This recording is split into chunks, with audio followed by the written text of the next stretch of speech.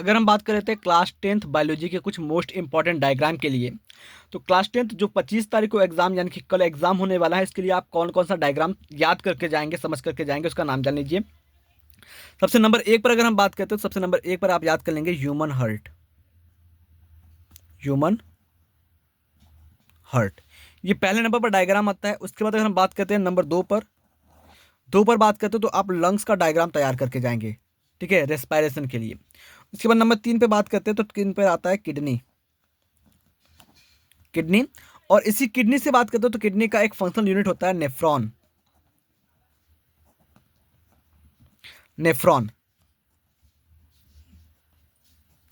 तो इस नेफ्रॉन का डायग्राम आप अच्छे तरीके से याद करके जाएंगे। फिर इसके बाद अगर हम चलते हैं तो यहां पर 5वें नंबर पर आपका आता है डाइजेस्टिव सिस्टम।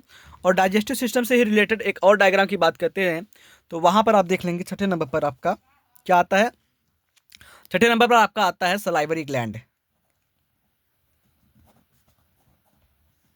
Salivary gland. उसके बाद अगर हम बात करते हैं तो लीवर। इस 6 डायग्राम को अगर बायोलॉजी में आपको नंबर पाना है 25 में से 25, तो आप इस 6 डायग्राम को अच्छे तरीके से पढ़कर जाइएगा। नंबर 1 पर ह्यूमन हार्ट आता है, नंबर 2 पर लंग्स, नंबर 3 पर किडनी आता है, नंबर 4 पर आपका नेफ्रॉन, नंबर 5 पर आपका डाइजेस्टिव ग्लैंड आता है, सलाइवरी ग्लैंड और लीवर की बात करते हैं।